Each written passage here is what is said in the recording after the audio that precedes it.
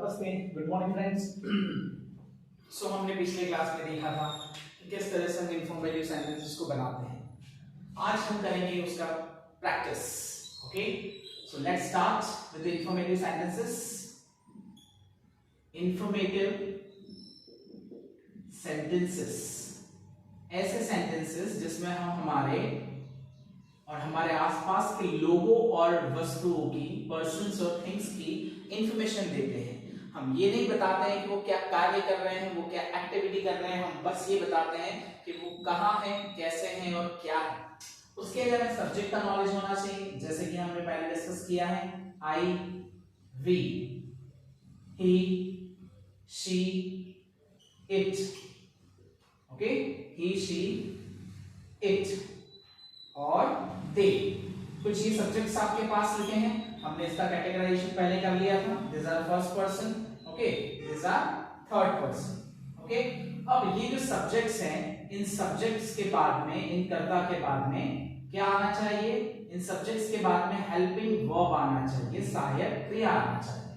अगर हम प्रेजेंट की बात करें तो इज ए वर्ब, और अगर हम पास्ट की बात करें तो वाज वर्ब। जैसे कि आई में हम क्या लगाएंगे? M, I am। वी में अगर पास्ट टेंस बनाना है तो हम क्या लगाएंगे?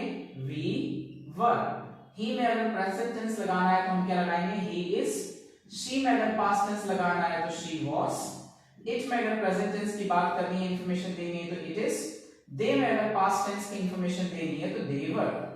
अब आगे आपको जो यूज करना है वो क्या रहेगा? क्या इंफॉर्मेशन आप देना चाहते हैं? What information you want to provide? So here would be the information. जो इंफॉर्मेशन इन व्यक्ति, इन पर्सन्स की, इन सब्जेक्ट्स की आपके पास है, वो इंफॉर्मेशन आपसे यहां लिखेंगे। Just like I am a teacher, you are students, we are in a classroom,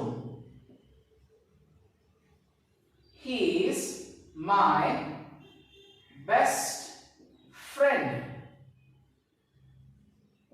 she was not present there, it is morning, they were ready to come। So this way हमने यहां पर information दी कि वो व्यक्ति क्या है, वो व्यक्ति कहां है, वो व्यक्ति कैसा है और क्या है, वो व्यक्ति कहां है या कहां नहीं है। ओके, समय क्या है? They were ready to means you are showing their condition. So this way we can give information. आपको करना क्या है? सिर्फ ये सब्जेक्ट्स पर ध्यान देना है।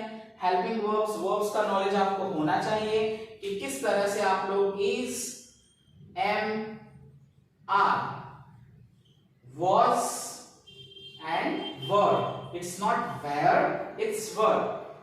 ही के साथ, शी के साथ और इट के साथ, इन लोगों के साथ हम प्रेजेंट में लगाते हैं इज, पास्ट में लगाते हैं was।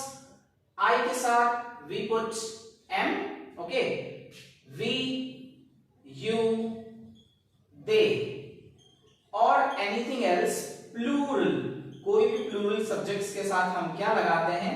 We put are in present tense and were in past tense. तो ये हमें अच्छे से याद रखना है।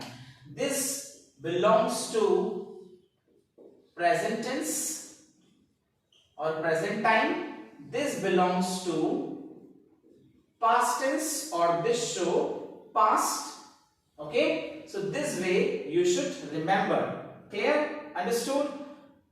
objects आपके noun हो सकते हैं, adjectives हो सकते हैं, या आपकी जो information हो सकती है वो आपके sentences का part होगी। तो आपको ज्यादा से ज्यादा adjectives की information होनी चाहिए, जो अगली क्लास में हम देखेंगे कि किस तरह से इन सेंटेंसेस को हम और आगे बढ़ाएं और अपनी इंग्लिश में स्टेप बाय स्टेप इंप्रूवमेंट्स लाएं। जैसे कि सब्जेक्ट के बाद हेल्पिंग वर्ब आता है, फिर उसके बाद आपकी इंफॉर्मेशन आती है।